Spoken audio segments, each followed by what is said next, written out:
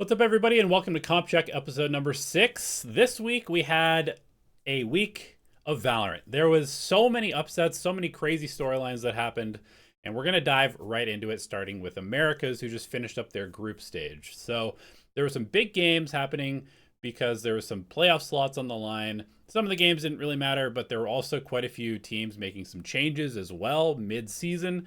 So we can talk about those as well. And I think the big thing that I want to focus on for Americas is just sort of like the overall form of some of these teams going into playoffs, because like everywhere else, it has been very up and down. This has definitely been the most difficult to predict VCT yet, I think, because of a couple of different factors. The first of which is that coming into the season, obviously there were some pretty big changes. A lot of teams have been playing Valorant with, a specific cooldown set for the smokes and for the initiators, and that all got thrown out the window before the start of the year. So teams are still kind of adjusting to how to play macro correctly without those faster refresh tools. And then on top of that, we have had significant nerfs to a couple classes in the game, which has led to a completely different style of Valorant being played. And in some regions like EMEA, it has led to a complete archetype shift of like most of the best teams in the region. So all of that goes into sort of a big pot, which has allowed just pure chaos to bubble forth into the Valorant scene. And it has led to some very, very hit and miss weeks and just some crazy up and downs for teams, depending on like who shows up on the day, who is, swinging with confidence, and who is maybe doubting themselves a little bit. Because right now, if you are not fighting together, you are probably going to lose the game. And we are seeing that kind of across all regions. So let's just go ahead and hop into the games for Americas. We've got Crew against EG. There's not too much to talk about here other than that Crew bounced back. They lost to 100 Thieves in the week previous, but they came back against EG. And honestly, it was a little scary at first. EG had a pretty nice haven to start, and so Crew ended up dropping the first map. Definitely one of those games where it felt like, have Crew been playing a little bit too far above their actual like medium or their actual median performance? And the answer is, well, they're still pretty good because they did bounce back on Lotus. It was again very kind of touch and go for a bit there, but Crew was able to start snowballing in the second half and come back. And then on Bind, they kind of obliterated EG and maybe rounded back into the form that we might have expected. But, where does this leave Crew going into playoffs? Because not beating EG cleanly is definitely a little bit scary. But they do find themselves in the first seed. And so I think actually what I'm going to do is I'm just going to do what I did last week for the game analysis and just go through our pick'em as we kind of analyze these games. So the first one that I want to actually look at is Furia and Lev. Sorry to kind of jump all over the place, but Furia and Lev is really interesting. We kind of have two teams that are, I would say, trending maybe a little bit in opposite directions. I feel like Furia has come back to earth a little bit after their crazy kickoff performance. I think they are definitely still struggling a little bit to figure out what they want to do in the meta. I think that some of their players have really shown quite a big step up. Like Alum has been really, really good on the Neon. Meanwhile, Koala Noob has definitely kind of come down in terms of his performance. And I think a big part of that is just that they're not really leaning into his op anymore. Like, this is a guy who has just been known as like the scope guy in North America for a long time. And even in week 1, I think they had him like opping on Phoenix on attack at times. But it seems like the further that we've gone into the season, the less and less op that we've seen from Koala Noob. And I think that's a huge problem because I think that we're in a meta right now. Yes, it's like the Neon meta. Yes, the Sentinels are bad. Whatever you want to have your take be about the meta. But I think the real thing is that we are in a meta where it's very hard to push oppers off lines. And it's really, really hard to punish them if they are on, like a jet or a chamber or something like that. And so I think it's a little bit maybe concerning for their prospects that they have not been utilizing one of the best tools that they have available to them to get advantages in these rounds. So we're seeing a lot of Koala Noob. I actually kind of want to pull up Furia real quick here, um, and just look at what percentage of agents Koala Noob is playing, because I feel like, yeah, he's played quite a bit of Omen, which is sort of like a staple of his, and he will op on the Omen sometimes. But his most played agent is Phoenix now, and you can see that these are not great stats for Phoenix. We've seen a lot of Phoenix being played across all different regions, and a lot of the players that are playing the Phoenix are having insane success. This is actually the highest win rate agent with a decent sample size globally. And Furia is not experiencing that same success. And it looks to me a little bit, also, I mean, just it is only one map, but just look at the contrast of the Jet versus some of these other stats. Just like pure comfort, using the op, running around, making plays versus like trying to play in the system of the meta currently. And I think that this is something that is, I mean, it's just a trap that a lot of teams fall into, which is like an agent will be seen as good, and then several teams will start playing the agent, and then everybody will start believing that an agent is really good, and then everybody starts to think about it as like being a must play agent. And yes, Phoenix is very strong, and there's a lot of teams that are utilizing it super well, but that does not mean that you have to play this agent, especially if it doesn't fit your system and your play style and your players. And I think this is just a trap that we see year after year after year after year.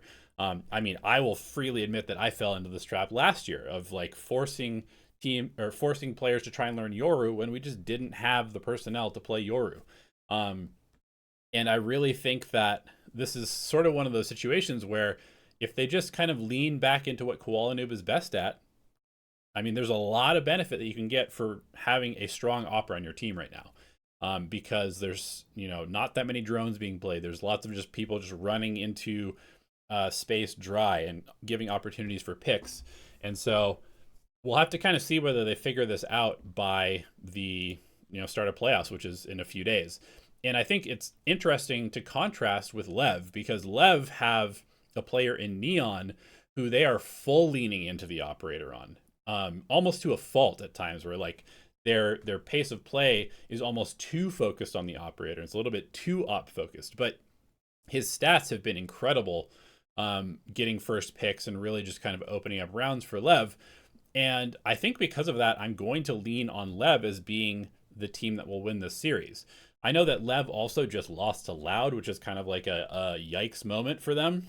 But at the same time, I'm fairly high on this new Loud team as well, now that they have their solid five.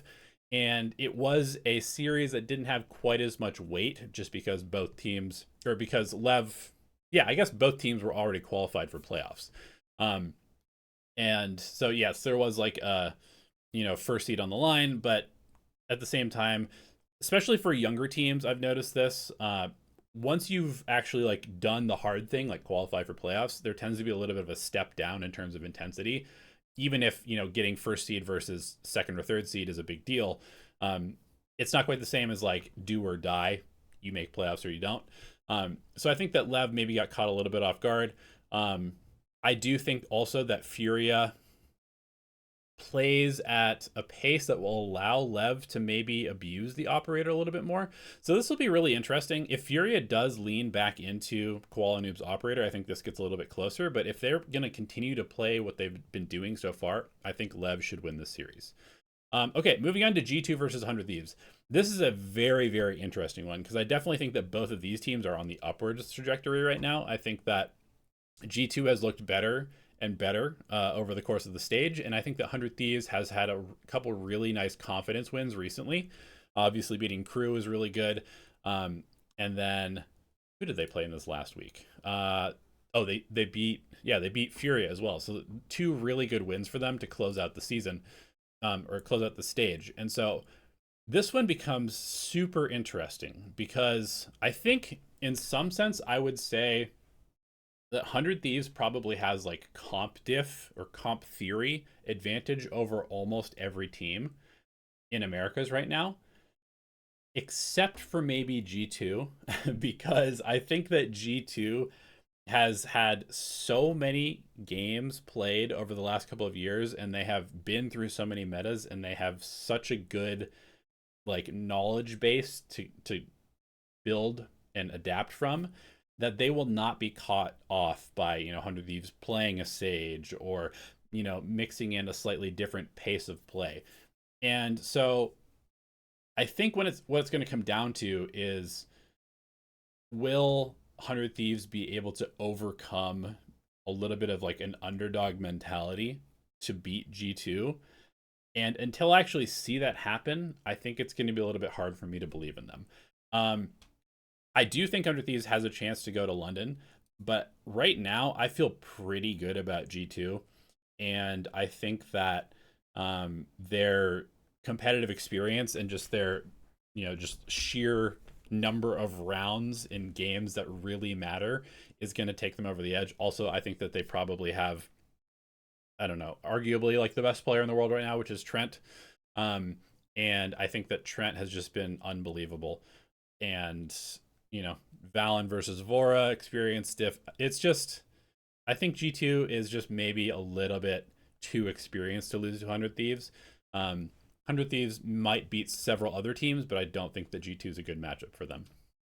Okay, let's move on to the upper semifinals. And God, this is a super interesting one also, because MIBR has been, they've been almost like a bipolar team. They are, one day they look insane, the next day they look really rough. You never really know which one you're going to get. They have super talented players, but they also seem to be very like top bottom heavy at the moment in terms of their performances. So which MIBR do we get? And then also they get to kind of sit on the sidelines and wait, and then maybe not be super warmed up. The question is, like, does that extra prep help them or does it hurt them? Because if Lev, the thing is, I think with Lev, because they're like a younger team, if they beat Furia and they get that momentum, I would be very afraid for the next team that they play. And I feel like MIBR is a team that has been getting snowballed on a little bit. I feel like they've been a little bit slow to start at times. And if you're slow to start against Lev, I think that might be a little bit disastrous. The other side of things is obviously Zekken and Ospas. Like, are these guys really going to lose in the playoffs? But I don't know. I mean, I definitely am a little bit worried about the inconsistency of MIBR. But also, I mean, Lev just lost to Loud, so like inconsistencies all over the place. I think I'm going to take a flyer on Lev here, just because what I watched from MIBR losing to like Cloud9 and Envy was disgusting. It was really poor. And I feel like Lev has that same sort of potential to be just a like snowball of energy. If they get shut down early, MIBR should win. But if Lev comes in hot and they're playing really confidently, I think they could definitely roll over MIBR. So I'm going to pick them to win this game. Crew versus G2. This is going to be an absolute banger of a game. And I genuinely do not know who's going to win this. I think this may be another one of those slight experience gap diffs, which is a little bit weird to say because obviously Sadek is one of the most experienced IGLs ever, but the rest of his team is not that experienced. And I definitely do think that Crew has a few maybe like weak points that G2 could exploit. Like, Crew is a very good team, but I think that against a team that is like surgically good at figuring out how to play against enemies, like G2 tends to be, they will find, Dante is not super good on this map, or Silence's, setups are not super solid on this map. And it's really going to come down to, does Crew show up with the firepower, and do they adapt adequately to G2's pace and adaptations to their game? I think that I'm probably going to go with G2 in this one, just because I feel like Crew, this is almost one of the situations where, because you have like Sadek and Les with tons of experience and then three sort of younger players, I kind of feel like Crew would almost have benefited from not being the 1 seed, where they would be able to gain a little bit of momentum to go into the playoff bracket. And so I'm actually going to pick G2 to beat them. But I'm not the most confident on that pick, that's for sure. Now, going into Energy Furia, I do think that Energy is just probably too resilient to lose to Furia. And this is no knock to Furia. Like, I think that Furia legitimately is just a very solid team. But again, especially when we get into like these playoff brackets where it's do or die and everything is on the line, it's just so hard to pick against like the champion team, especially when there doesn't really seem to be like a huge firepower difference between them. And I will give that caveat because I do think there are some areas where Energy could just get rolled by some of the like higher, more aggressive teams, like potentially in the next matchup. But against Furia, I think they're going to be able to handle this. I think they're going to be able to handle this matchup. You know, just for fun, because we did this in the past, even though it wasn't super accurate, I'm going to go ahead and bring up my prediction app, and we can just see what it thinks about this particular game. I'm not going to do this for all of them because obviously once we get one wrong, the whole bracket tends to collapse. So I did not have a great track record thus far using this, but let's just go ahead. We've got, oh, this is the wrong. We had Crew against, sorry, Furia against Energy is what we're looking at. So Energy and Furia. Got the correct map pool. Energy wins according to this. It agrees with me. Again, we used this for our previous predictions and got quite a few of them wrong. So, you know, do we trust the app? I don't know. But we're just going to send it this time. Okay, 100 Thieves against Loud. This one is super interesting too. Does 100 Thieves mentally collapse after losing to G2? It's definitely possible. Does Loud come out with just, you know, pure firepower like we saw against Lev? I'm very high on this Loud team, but I don't know if they are going to be good enough to beat 100 Thieves now. Maybe later on once they've played together a little bit longer. But I don't think they have quite what it takes now. But it's definitely close. It's definitely close. I'm going to go with 100 Thieves here. I'm going to go ahead and throw this in here just as well, just for fun. I just think that 100 Thieves, with their coaching staff and their approach to the game, I think it will probably exploit how Loud plays. Loud is very exciting, and I think Erde has been incredibly good since joining the team, just a couple of games. But I think 100 Thieves probably has a good enough system to handle Loud playing a little bit crazy. Okay, moving on. Crew against Energy. Ethan against Sadak. And this one gets super interesting. Man. What have we seen from Crew that makes me think that they can't beat Energy? The thing is, like, I feel like G2 and Energy are somewhat similar teams, but G2 is a little bit more, a little bit higher firepower than Energy, as weird as that is to say. They're a little bit crazier. They've got a little bit more of that paper X, a little bit more creativity in them. And is that enough to make a difference between Crew and Energy and G2 and Crew? It's really hard to say. I'm gonna throw this one in the app also because I'm genuinely not sure. Trying to think how this one goes. I mean, this is very, very heavily Crew favored, but this is also like Energy playing poorly and kind of figuring it out partway through stage 1. I don't think it's going to be an 80-20, that's for sure. But I will say that I think what the map pool would be.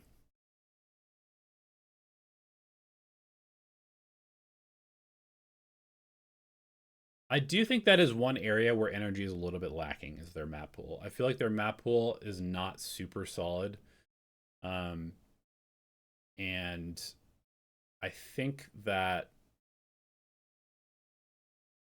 Crew might be able to exploit that. I also am kind of just trying to talk myself into this right now. But I think that Crew will win this. I'm kind of just going off of vibes on this, but I do think that Crew has what it takes to beat energy. It's probably fairly close to a coin flip here between these two teams.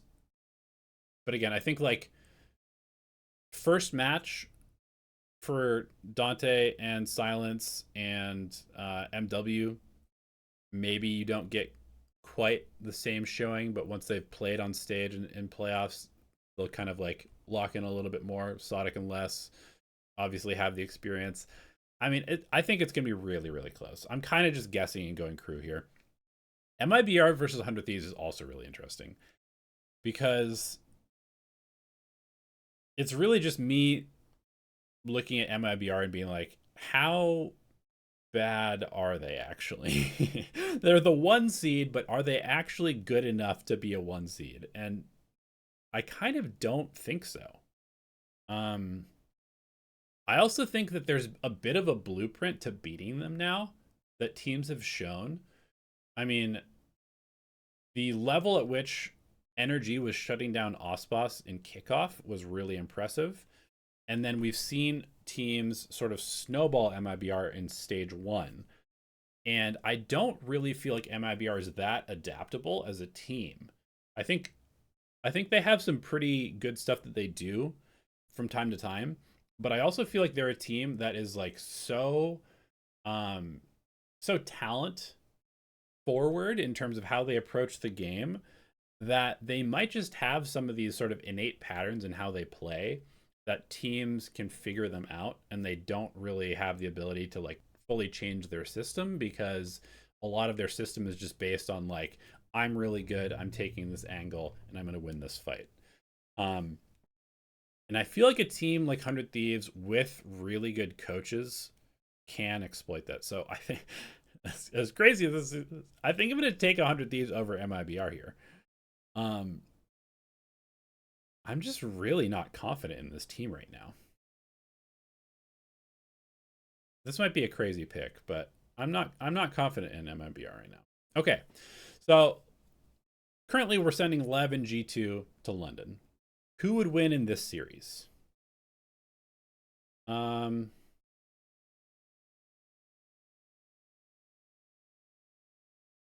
know that the app says that Lev is like the best team and it would pick them. But I think I'm going to pick G2.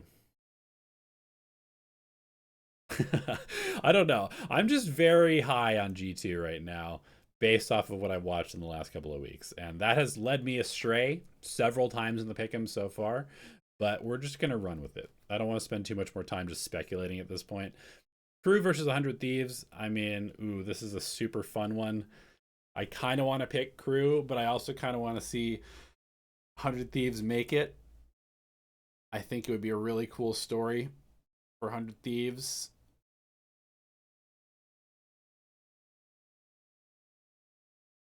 I think I'm going to do it. I'm going to send 100 Thieves through. We'll double check against the app. I assume it's going to say Crew, but we're going to disregard that. You know, it's not too far off. It's not too far off. Ooh, but I also kind of want to see Sodic go. I kind of want to see Sodic play internationally again. It's a tough one. It's a tough one. All right, let's do it. We're going to send Sodic through. We'll send Sodic through. Okay, sorry, 100 Thieves fans. Okay, Lev versus Crew, Lev versus Crew, Lev versus Crew. This one would be a total banger. Total banger. Let's go ahead and send Crew through. And then we've already had this matchup. G2 gets the double map ban, and they'll take it. People are going to flame me for this pick'em. It is what it is. But yeah, I don't know. I feel like some of this is relatively reasonable, so we can we can just go from there. All right, now the moment you guys have all been waiting for. I know everybody wants me to talk about Pacific. Obviously, there's been some incredible stuff happening in Pacific. Let's go through the games fairly quickly. I want to start trying to condense this podcast a little bit. I feel like I've been rambling a little bit too much. So I'm going to go over some of the games, give some high-level thoughts, and then maybe talk about a few specific things that I've been watching. So RQ versus GE. I picked GE in this one, I believe. Yeah, I picked GE in this one. For me, I feel like this was pretty straightforward, honestly. Like, I think that RQ is a fairly readable team. I think that Frost knows how Jovi likes to do stuff since they worked together for a whole year. Obviously, that goes both ways, but I just think that GE is more high ceiling than RQ is. I feel like RQ has like some very, very high moments sometimes, but they also have some very low moments sometimes. And I feel like specifically they're a little bit easier to target. And I think we kind of saw that here. Like, this is one of the worst series that Jemkin has had all stage. And I feel like he is a player that you can target because he really is sort of like the crux of RQ's success a lot of the time. I think GE did a great job targeting him. And also, I will just say that Patman looked like Superman, and he's continued to look like Superman in almost all of their series. I think there was like, what really sold this one to me, I think there's like maybe like 4 duels between Patman and Jemkin specifically, where it was like, if Patman loses this, GE loses the round, and they probably lose the map. And then Patman would just win every single one of those duels or clutches. And usually Jemkin is good for those. And so the fact that Patman was consistently winning these really just swung the momentum. Like, Breeze was everything here. There was a lot of really key moments on Breeze where it came down to Patman versus Jemkin, or Patman versus another one, or, you know, Javi and Crystal in a clutch. And GE just won all of those situations. And going into Pearl, I think that is the most compelling thing about GE potentially really doing some damage for the rest of the season, is that what I'm seeing from Crystal right now is really good. I think one of the things about him as a player is that he's a bit of a baiter, and he's always been a bit of a baiter, but he's also a really good fragger, and he kind of uses his teammates to set himself up for kills. And that can be really detrimental to the team unless it's used in a specific way. And he also needs to be converting those opportunities. And I think that part of what GE has done this year is a little bit of work off of what kind of started in stage 2 last year, because we experimented with Crystal on Sentinel a bit because of how he was always kind of the last one alive anyway. And he liked to kind of play anchor, and he liked to kind of take timings and lurk and stuff like that. And so it kind of makes sense for him to play some Sentinel. So I like that they've started to do that here. And also, I think that the Pearl comp makes so much sense with Autumn on second duelist instead of being like the Sentinel, Crystal being the Sentinel instead of playing the Initiator, letting Patman sort of dictate the aggression on defense by reclearing stuff, and then giving Uditon somebody who's going to run in with him, which is Autumn. So I think the roles make so much sense here, that they're really on a good trajectory as far as their roles and their comfort. So this game looked really good, but obviously the next one, going to Paper X, was very scary. Let's talk about that one real quick. I certainly picked Paper X. I mean, there's a lot of history there, but I will say, I think that this was maybe the best. Normally I kind of like, when anybody in the community is like, oh, they antied them, I feel like people just kind of throw out anti all the time as, oh, anti is sort of just like the catch-all excuse for when a team beats another team. And a lot of the time, the anti is just like, it might not even be anti. It's just like, okay, the anti that they have is a couple little things. It's not really that impactful. But this was some of the best understanding of how to beat Paper X I have seen from any team. I think period, across all of the years of watching Paper X, I think very few teams understand how to beat Paper X at a fundamental level. And I think what GE did is they really downloaded how Paper X plays. And, you know, this is coming from a guy who lost to Paper X, but I feel like I studied them a lot and I saw a lot of things that we weren't able to do as a team. And maybe I didn't have correct fully, but there were definitely some specific ideas about how they like to play the game that I saw GE do in this series that made me be like, okay, this is the answer to beating Paper X. But you have to do it with confidence. And so, like, specifically on Pearl, this map was just an annihilation by GE. This was truly like GE has completely read Paper X and how they play the game, and they know exactly how to counter them. And really what it comes down to is Paper X loves to gamble. Like, they are a gambling team, whether it's on defense or attack. They love to gamble, and they love to just group show up at fights. And GE was just doing that back to them. They were literally like, okay, Paper X showed here, now they're rotating here. That means that there's going to be 5 people from Paper X grouping there, or maybe a 4 with like a 1-person lurk. And so instead of trying to play regular macro where we, continue to hold a spread across the map to make sure that we're controlling all the areas of the map, we're just going to lean into the fact that Paper X probably is also gambling in this direction, and we're going to go gamble and meet them there. And I think it was kind of catching Paper X off guard a lot, where they're like going into these fights expecting to see, the standard 3 people there, or maybe even a 4th, but GE had 5 people at the fight. And suddenly, so Paper X is expecting to be able to like steamroll part of the map, because any normal team would still be trying to control both sides of the map and then a little bit of extremity control, and they wouldn't have just fully gone with an idea. But GE was there was like a round where GE literally had 5 people in middle on Pearl, and nobody was on either site. And that is just like a pure understanding of like, Paper X is going to try and fight us, and the only way that we can win this fight is if we just bring more numbers than them. And that's what they did. And so Paper X had like 1 person, lurking B, 4 people trying to go street, but there was just 5 people from GE ready to fight them. And so that's going to be a 1 fight. And that was happening over and over and over on the defensive side.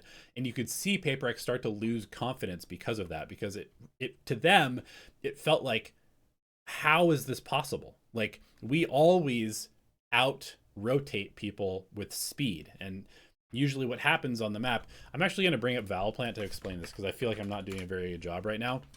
So sorry to the podcast listeners, but I'm just going to use Pearl as the example here. And basically, and I know it's cut off a little bit, but so for Paper X, usually what they do is, they'll show their whatever default, and then they will just immediately group up and go to the other side of the map. And the speed at which they do this is so fast that usually what ends up happening is, I'm just going to use random agents to sort of show what the defense is doing. Normally the defense is, they'll have like a 2 or like 3 people here, 1 person here, 1 person here. And the 3 players will be the strong side of the map, and they'll make their play, and then the 2 players, or the 1-1, will be the weak side of the map, and they'll play a little bit more passively. And then after the initial sort of utility exchange and map control happens, then the strong side of the map that has 3 players on it will then kind of spread back out, and they'll end up in like a 2-2-1 or like a 1-3-1 or something like that. And so the whole map will still be being held by the defense. And usually Paper X is able to abuse this, because they'll expect teams to, be in these sort of still spread out styles, or spread out setups. And so that when they all of a sudden group up and smash one side of the map as 5, there's always like, 2 or 3 people there maximum.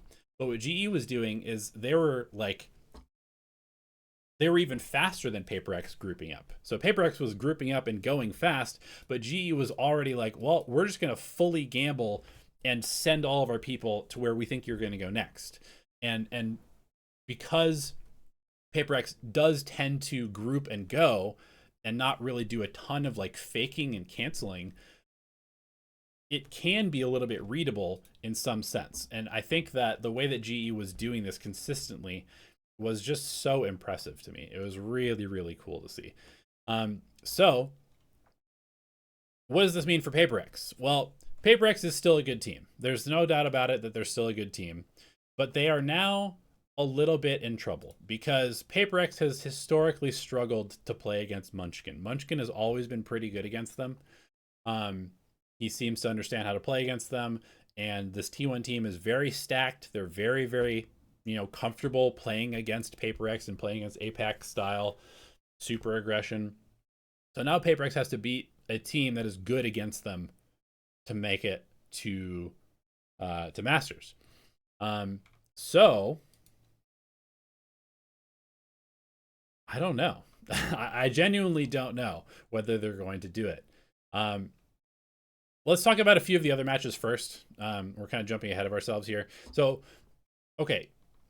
KRX against Full Sense. My take was that KRX was definitely a bit of a fraudulent team. I didn't think they had beat anybody particularly good at the time. And honestly, they got kind of rolled by Full Sense. Now, this game and also Full Sense in the next game beating T1 leads me to really believe in this hypothesis that I've started to have, which is that we're kind of just back to like the beta of Valorant. if you look at the highest win rate agents globally right now, we've got Jet, we've got Phoenix, we've got Raze, we have Sky, we have Cypher. Those are the 5 highest win rate agents with a decent sample size right now. And I really feel like, and the reason that those agents were really good and popular in the past is because people were really bad at using utility. And so you could just kind of do whatever you wanted, right? And if you were good at fighting and people didn't break Cypher utility and people didn't know how to deal with Jet with an op and Phoenix was just running around flashing and killing people. And I feel like that's kind of happening now because there isn't that much utility to work with. And a lot of teams are playing these double duelist comps that they don't have that much utility to work with. And so the game is kind of like simplified and almost like become archaic in the way that it's being played, which is allowing players with superstars on Jet to get away with crazy stuff. And that's what we saw in this series, which is just Primi just going nuts. Like, he was just going so crazy with the operator and with the solo plays that it was just ruining everything that T1 was trying to do. They literally had Primi like holding half the map by himself with an operator and getting away with it. And I think it was really kind of catching T1 off guard of like, well, we're trying to drone this guy off the angle, but we only have one drone to work with, and we're trying to play like a regular game of Valorant, but this Jet is just piquing us with insane confidence. And he's able to because we don't have the best punish for it because we don't have that much utility to work with. And so I think that we've sort of like regressed in how the game is being played to a point where if you're insanely good on a Jet, or maybe like a Waylay or potentially a Chamber, but I think specifically Jet is really getting away with this right now because people are not super used to playing against the Jet and how free you can be just, walking up, popping the dash, getting out, updraft, smoke, hide yourself. Like it's so free to play the Jet when there's not a lot of utility to deal with you and nobody can really punish you. And so I think that Full Sense has really kind of leaned into that. Primi is the carry. And yes, they have plenty of other really good players as well. But when you enable one of the best mechanical players to play with pure mechanics, it's very scary. And so like, a team like MIBR, if they were to lean into OSPOS Jet, I think that they might have a bit more success than trying to play in sort of like the double duelist system that they're trying to do. But Full Sense is doing the best thing that they can do right now, which is leaning into Primi and enabling Primi to do whatever the hell he wants. Okay, talking about the next few matches. RQ against DFM. Honestly, sort of just like a return to normalcy. I think that DFM is better than I thought they were, but also they are just who I thought they were, which is like they have a team with some pretty good shooters. This is probably like the best firepower a Japanese team has had, but they are also just not that good when it comes to like the whole picture. And I think that they still have some problems with their roles. I really don't love sort of like their current role setup on some of the maps. I think that they're a team that probably should have not leaned into the neon very much because I don't think it fits their players and they don't get very much value out of it. And I think that they are just not good enough to beat like, you know, the top 5 teams in the region. Meanwhile, we kind of get back to like the same story of Jemkin carries the game. He did that. Jemkin and Xfero consistently doing very well for this team. And, you know, Jemkin goes plus 26 against DFM and just takes them to the next round. On the other side of the lower bracket, Nongshim against KRX. I mean, this one's a little bit sad for me because it's like the narrative around Nongshim is just going to be so bad now because like, oh, the fluke team, right? But also they tried to kind of like throw it back to what had been working for them because nothing had really worked that well for them this stage. They play the Francis Yoru, and you know, it looks okay in terms of he's opping a bunch and getting a bunch of first kills with the Yoru, but also the rest of it is not very good. And you can just kind of see that it looked a little bit like it was thrown together last minute. Like they didn't have the same levels of consistency and protocol around how they were taking fights or rotating around the map. And there were definitely quite a few moments where he was clearly panicking because the gate crash timer was going low or running out, and he would die a couple of times because the gate crash would run out. And so it was obvious that like this was sort of a last ditch effort of them being like, just try and do what worked before, but we haven't practiced it very much. And it kind of showed that like they won the one map where they were playing their sort of new stage 1 system, and they lost the 2 maps where they tried to go back to what had worked previously. KRX also really, this was like the Hyunmin show, I think, in quite a big way.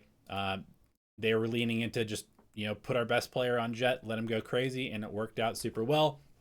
And that was enough to carry them over Nongshim, who's still trying to figure it out. So Nongshim struggling, but you know, they'll hopefully be able to use the next month of off time to come up with a better system for the rest of the season. Lower round 2, we had T1 against RQ, and I think this is just a little bit of, you know, just team diff. RQ, I think, is just, they're like a solid, you know, 3rd to 6th level team. T1 is always sort of, you know, pushing for a top 3, and I think that they really just kind of outclassed RQ overall in the series. Obviously RQ beat them on Lotus, which is interesting. I think that this has historically been one of the best maps for Munchkin calling wise. But I think that they're, you know, still playing the Killjoy, which I don't love. And they've been playing it the same way for like 2 years. If you look at any Munchkin team, it's probably just like the same stuff happening. And for a team that tends to be pretty good at anteing, I'm not that surprised that RQ beat them on Lotus.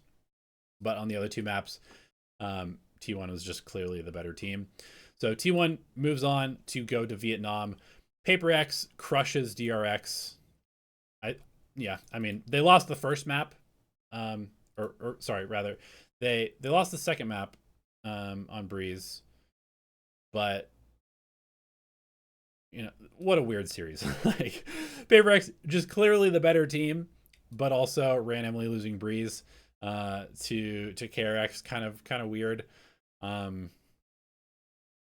don't know. This one maybe makes my choice of who's going to win between T1 and PaperX a little bit easier, because I feel like PaperX is a little bit more inconsistent than maybe I originally thought.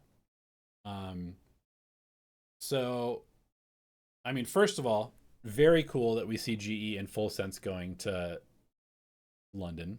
First Masters ever for GE. First playoffs, then first Masters. I mean, Frost is the truth, I guess, is really what it comes down to. Also, Full Sense, Cruz, and Frost's former team also going is very cool. And then just an absolute banger in a few days, T1 against PaperX. I think I'm going to go with T1. I think that they are just a bit more consistent of a team. And PaperX is going to have to play lights out to beat them. Which, of course, they are capable of doing. They're certainly capable of doing that. But I think I'm going to go T1 in this game. But it really is, it's pretty coin flippy. Overall, who's going to win? I mean, obviously my pick'ems are totally chalked because I had T1 and PaperX in the grand final. But I think I'm going to pick Global to win at this point. I think that Global can beat Full Sense because if there's anybody who knows how to shut down Primi, it's going to be Frost. And I think with double map ban, GE should win. So I'm going to pick GE to win stage 1. And the 3 teams that will go will be GE, Full Sense, and T1. Watch me be wrong on all of that, but that's my prediction right now. Okay, let's move on to EMEA. Also, lots of upsets. Obviously, again, my pick'em horrifically bad. Got everything wrong. United Heretics going through as the 1 seed. We'll stop looking at that. Okay, so Eternal Fire beats Heretics. I think one thing that is really worth taking away from this is that Eternal Fire is like the real deal. These guys are shooters. They are very, very confident in how they play the game. And if you're not ready for that, then you are going to struggle. They just took so many.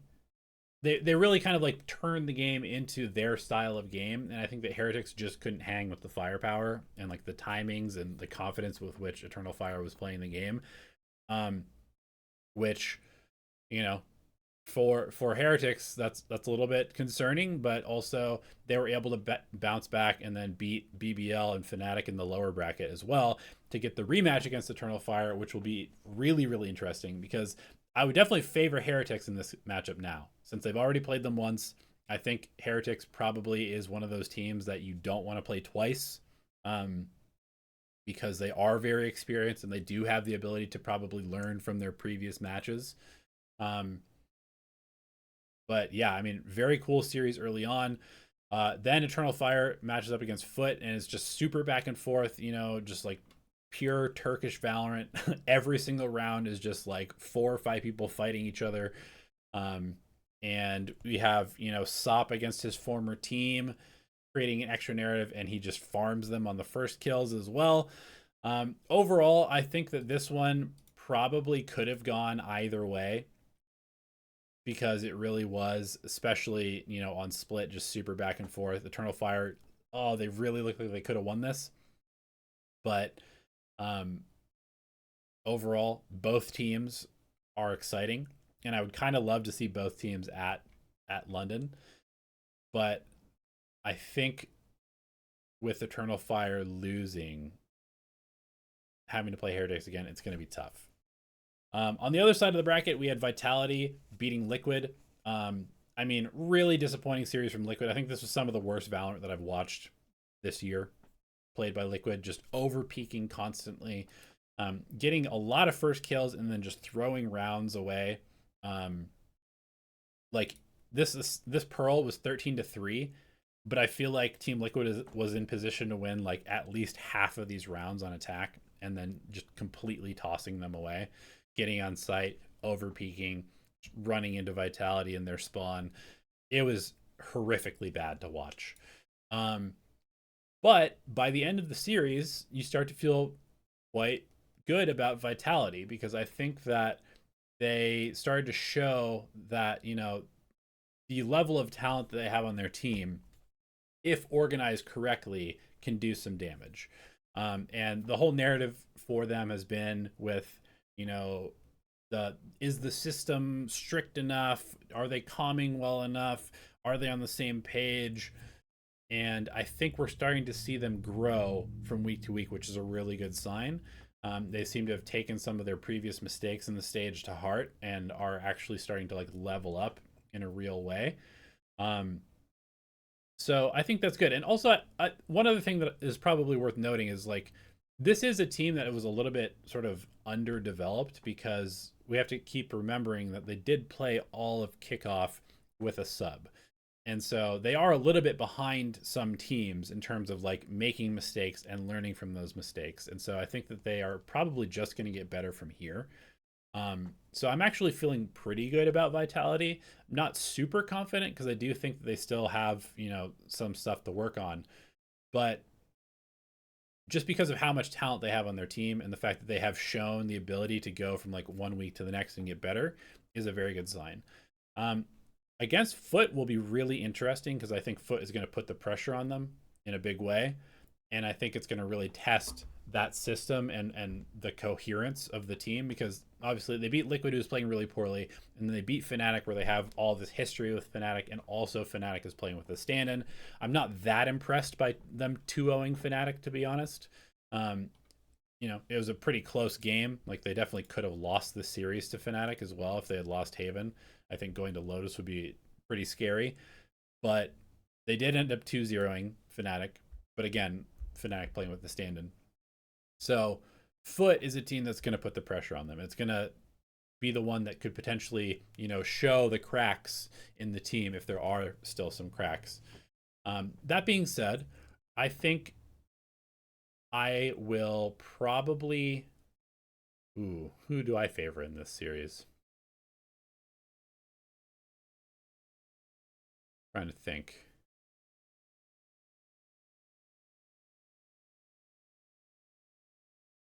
I think I might even favor Vitality in this series, because Foot is going to play aggressive. They're going to play chaotic. And that might even just play into how Vitality can play. Vitality has played probably too loose up until now, until the last couple of weeks. And then if Foot wants to challenge them in sort of a loose game, Vitality might just be okay, cool. and so, but maybe that'll make them regress. I don't know. It's hard to say. I think I'm going to slightly favor Vitality, but I would not be surprised to see Foot, make them crumble a bit. But with the pressure off of having to qualify for London, maybe Vitality will be sort of leveling up again, and they get a little bit of time to work between the last series and this one. I think I'll favor Vitality in this.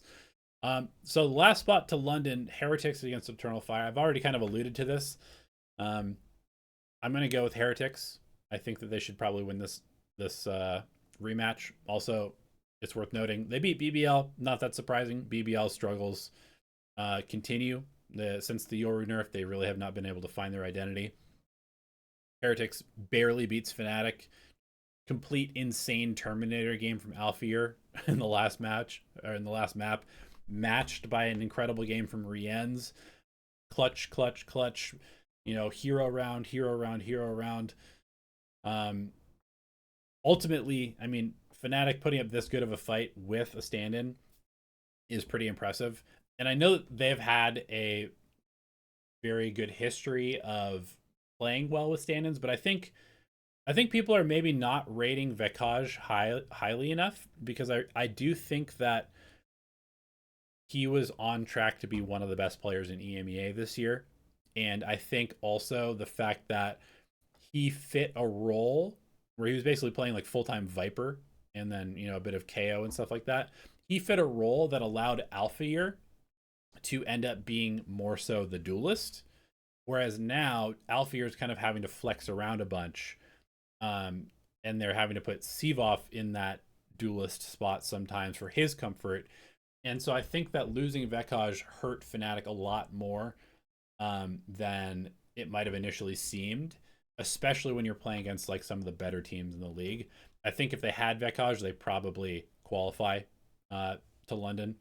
And the fact that they got as close as they did is fairly impressive. But ultimately, Heretics able to gut this one out, and I think that's going to give them even more confidence, which should allow them to beat Eternal Fire in the rematch. On the lower side of the bracket, Liquid loses the Gentlemates. Like I said, I think Liquid is just playing horrific Valorant right now. They looked really, really rough, very, very like all over the place, not disciplined. Like, yeah, it was just bad. Like they need to retool some stuff, like find their new identity, because I think they've gone like too far down the road of just like full double duelist, full send. We don't care. We're trying to play like Paper X, but we're not Paper X, so it just looks like we're forcing aggression at all times. And Gentlemates is, you know, a solid enough team to punish that. Against Eternal Fire, Gentlemates just got outshot. The firepower on Gentlemates is fairly concentrated in like Martine, and sometimes Mini. But against Eternal Fire, who everybody on their team is just going to swing you, if you're not ready and you can't match their aggression and firepower, they will run you over. And I think that's kind of what happened here. So ultimately, I think we probably got like the 4 best teams in the top 4 of EMEA, at least currently in current form. And so this should be a pretty solid group of teams to send to London. Like I said, I think it's going to be Foot, Vitality, and Heretics, and overall winning the grand final.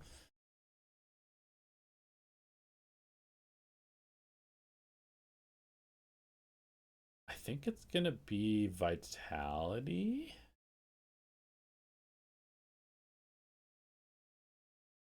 I don't feel confident in that. I'm going to say Vitality, but I don't feel confident in that. Okay. Quick little recap of China before we go to our final segment of the podcast.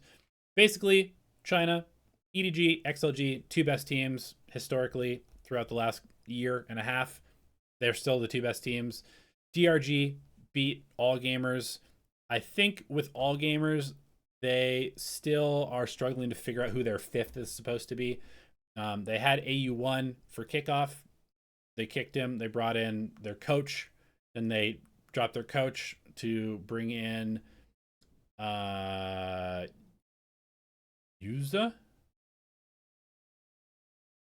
And then they dropped Yuza for Bai. And none of their replacements have been solid. So they've basically been playing as like 4 and then a 1 that has been rotating, and none of the 1 has been good. So kind of not that surprised to lose to a team that has 5 players that have been consistently, you know, playing together. For DRG, I mean, they're basically just like Vukashu and Spirit Z1 doing all the work, and then the rest of the players are kind of like hit or miss. Do I think they will do anything internationally? No. But I think the real interesting thing here is that XLG finally comes in as the 2nd seed instead of the 1st seed, because XLG had been beating EDG and taking the 1 seed over the last couple of events. And I think they will actually benefit from not being the 1 seed this time, because I feel like they are a team. I mean, I did a little bit of an analysis of them. XLG has been the worst team internationally over the last year and a half, period. The worst team. They're like 2-13 in terms of maps. They have like a 38% round win rate or something like that. It is atrocious. And yet they've been like the best team in China. So clearly there's something there going from domestic to international play that has not been clicking for them. And so I think them coming in and having to play group stage and having to play a few games to get warmed up is going to be good for them. Maybe they'll still bomb out, but I think that they will do better than they have if they're able to figure that out. And if they can do that, then I'm actually fairly positive about China's chances to have a decent placement, because I think that EDG is in pretty good form right now. And they're in, you know, they're in a meta now where I've been talking about Your superstar player on Jet, let them go crazy, let them op a bunch. EDG has that locked in. If Kong Kong plays Jet a bunch at the internationals, teams need to be afraid. And I actually think that there is a pretty good chance that EDG will do some damage. And honestly, my hot take is that I think there will be at least one Chinese team in the top 4 of London. And it's a meta that should work for them. It's not as like complicated. It's a lot of fighting. China likes to aim. They like to fight. They like to brawl. They're going to have a little bit of extra time to work on what they want to do next. I don't think they've had the best Neons. Neon's getting nerfed. They've got some pretty good Jet players in this region. Lean into that. Use the op. I feel like China's going to do some damage at London. That's my hot take. And then the last thing that I want to talk about is just a little bit on that meta note. With the Neon changes, and I don't think there was also like Sentinel and Initiator buffs that are supposedly coming, but I don't think they will come until after London. So I think it's just the Neon nerfs that we're going to see at London. My guess is that basically all the teams that don't rely on Neon will instantly drop the Neon in favor of like Raze, Jet, and Phoenix probably, because those are comfort and they probably didn't want to be playing the Neon in the first place.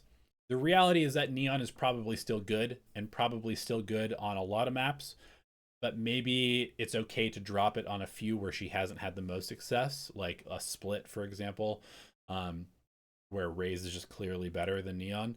And I think that we're going to see a bit of a shift, and probably the shift is going to be towards just like the comfort agents from like early on in Valorant. So we will see. There will definitely be some teams that still play Neon, I think, because I don't really think that the nerfs are like that crazy.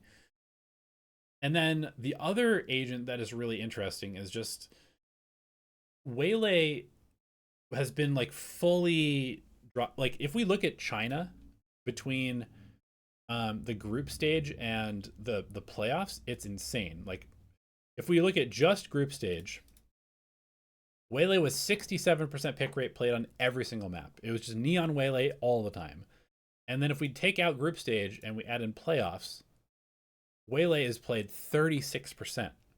Neon still 80%. So the Chinese teams really kind of over-indexed on Waylay Neon and then dropped the Waylay as soon as the saturate nerf happened, which is crazy to me because I don't really think it made Waylay that bad. And so I'm kind of curious. I mean, I think China was the highest Waylay region. EMEA, Waylay only 13%. And then after the nerf for playoffs, Waylay was played 5%. I mean, that's insane. What about Pacific? Pacific for group stage, they weren't super Waylay pilled either. 22% for group stage. And then for playoffs after the nerf, 5%. Yeah. So it'll be really interesting to see if any teams do go back to the Waylay now that Neon has been nerfed a little bit, because from what I've seen and what I have just like thought about a bit, Waylay can still do everything that she could do before, except for just the set, like basically except for droning for her team by dashing and saturating and recalling. You can still dash in and recall, that's fine, but you can't just set up, the second person to come in and kill necessarily. But she's still really good. Like she still has this insane ability to take a ton of space with almost no risk. Her ultimate is still incredible. And her saturate is still pretty good if you're ready for the other team to run at you. And so I think that probably some teams will go back into Waylay a little bit. And it's always just really interesting to see like how teams react to nerfs. And usually people are super overreactive to it. Also, I will just point out that PaperX played Yoru on Ascent, which I think is still really good. And they won, I think. I think they won. Yeah. So will we see some Yoru come back? I have no idea, but I definitely know there will be some interesting overreactions to the Neon nerf, and I'm just curious sort of like where that market share goes because some teams will definitely be looking to try and shift off the Neon as soon as possible.